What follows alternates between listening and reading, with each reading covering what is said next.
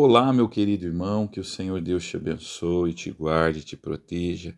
Eu quero mandar um grande abraço aos irmãos que estão me ouvindo da cidade de Volta Redonda, aos irmãos que estão me ouvindo da cidade de Lorena, de Porciúncula, de Tombos, de Moreira César, distrito de Pindamonhangaba, aos irmãos de Itanhandu e de todos os lugares. Quero agradecer aos irmãos que têm procurar divulgar as mensagens que são postadas aqui no canal.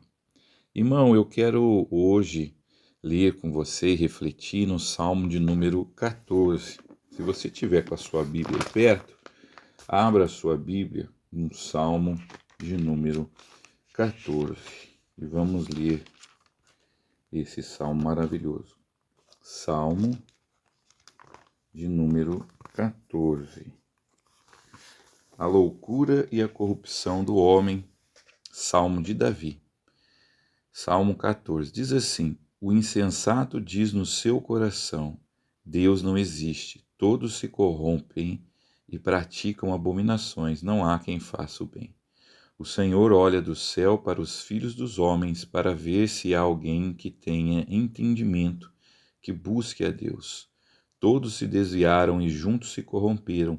Não há quem faça o bem. Não há um sequer. Por acaso nenhum dos malfeitores compreende? Eles devoram o meu povo como quem come pão e não invocam o Senhor. Serão tomados de grande pavor, porque Deus está no meio dos justos. Quereis frustrar os planos dos pobres, mas o Senhor é o refúgio deles. Ah, se de Sião viesse a salvação de Israel! Quando o Senhor trouxer de volta os cativos do seu povo, então Jacó se regozijará e Israel se alegrará. Amém.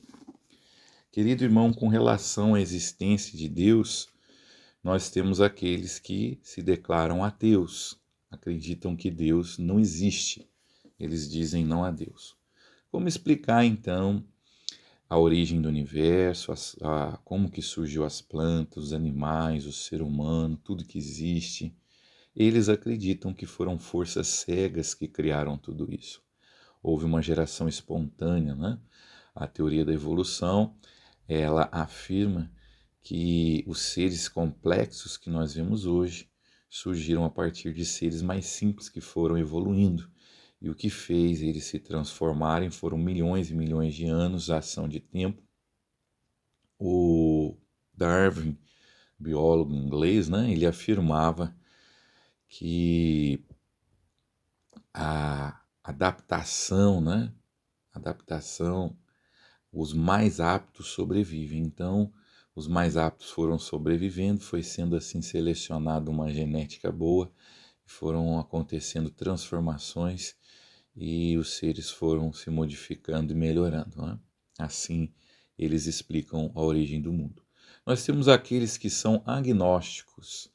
A palavra gnose significa conhecimento. Então, eles acham que não é possível ao homem conhecer profundamente se Deus existe ou não. Immanuel Kant, um filósofo alemão, ele defendia que Deus, por não se apresentar, né, no tempo e no espaço, eu acho que nesse ponto ele está equivocado, mas ele diz que como Deus não se apresenta no tempo e no espaço, não é possível ao homem produzir um conhecimento seguro sobre Deus. Amém? Mas nós vemos na Bíblia que Deus tem se apresentado sim. Deus falava com os profetas, Deus se fez homem, habitou entre nós, ele encarnou, né, em Jesus Cristo, que é o Filho de Deus. Mas enfim, o Immanuel Kant era um filósofo, para ele a Bíblia não era utilizada, né, nas suas reflexões. Mas nós que cremos na Bíblia sabemos que Deus tem se revelado. E nós temos o teísta, que é aquele que crê num Deus que criou todas as coisas, né? Aqui a Bíblia está falando não necessariamente do ateu teórico, né? Quando a Bíblia diz assim, diz o nécio no seu coração, ou sem entendimento, né? Ou tolo, não há Deus, e ele comete pecado. Então o que a Bíblia está querendo dizer é que muitas pessoas, mesmo aquelas que declaram que Deus existe, muitas vezes na prática elas agem como que se Deus não existisse, como que se não fosse haver juízo. José do Egito, por exemplo, quando a mulher de Potifar o tentou seduzir, estavam sozinhos, só os dois ali. Ninguém ia falar, ninguém ia ver se eles não falassem. Eram os dois que iam saber daquele relacionamento pecaminoso que a mulher de Potifar pretendia com José. Mas José pensou no seu coração e ele disse: Olha, eu não posso fazer isso diante de Potifar, meu patrão, né? Ele tem me tratado com confiança, ele me colocou para cuidar da casa dele. Como que eu vou olhar nos olhos de Potifar, sabendo que ele confiou seus bens nas minhas mãos e disse para eu não tocar na sua esposa, e eu fui lá e traí essa amizade, essa confiança? E, em primeiro lugar, ele disse: como eu posso fazer isso diante de Deus? Nós que somos cristãos, que cremos no Deus da Bíblia, você crê que Deus é onipresente, ele presencia tudo o que acontece. Então Deus ia saber que José pecou, cometeu adultério, né? No caso dele, ele ia fornicar e ela ia adulterar. E ele evitou esse pecado. E a Bíblia diz, né, fugir da prostituição. Então ele era um homem temente a Deus, por isso ele fugiu desse pecado terrível, né? O adultério é um pecado terrível que tem destruído as famílias e nós devemos fugir do pecado. Então a Bíblia está falando daqueles que agem mal e acham que não vai haver punição. Muitas vezes até se declaram cristãos. O escritor, na carta de Judas, ele diz o seguinte, né? Judas, na sua epístola, ele diz que os falsos mestres acreditam que não vai haver condenação. E aí ele fala, olha, lembre-se que Deus já tem acorrentado os anjos que pecaram, lembre-se que Deus destruiu Sodoma e Gomorra pelo seu pecado. E podemos ainda acrescentar que Deus trouxe juízo no mundo antigo. Então, meu querido irmão, aquele que vive desobedecendo a lei de Deus, aquele que vive de forma contrária aos mandamentos de Deus, aquele que adultera, que mente, que rouba, que defrauda o seu próximo, que não ama o seu próximo como a si mesmo e que não ama a Deus sobre todas as coisas, ele está desobedecendo a lei de Deus. E é loucura fazer isso. É loucura porque o juízo vai vir. Tanto é que o salmista Davi diz aqui que muitos têm oprimido o justo, oprimido os servos do Senhor, e eles vão ser tomados de grande pavor, ou seja, o castigo virá. É loucura se levantar contra a lei de Deus. O que Deus quer de nós, né? São dois mandamentos principais: amar a Deus sobre todas as coisas e o próximo como a nós mesmos. Não tenha nada entre você e Deus. Não ame mais o dinheiro do que a Deus, não ame mais a sua esposa do que a Deus, não ame mais o seu filho do que a Deus. Tudo que você colocar na frente de Deus, Deus vai te pedir.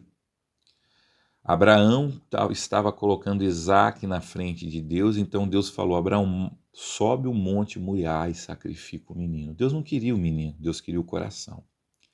Deus não quer seu dinheiro, Deus não quer seu carro, Deus não quer sua esposa, Deus não quer seu filho, Deus quer o seu coração. Se o seu coração estiver em Deus, ele vai te abençoar grandemente. E Abraão foi, no momento em que ele ia sacrificar o filho,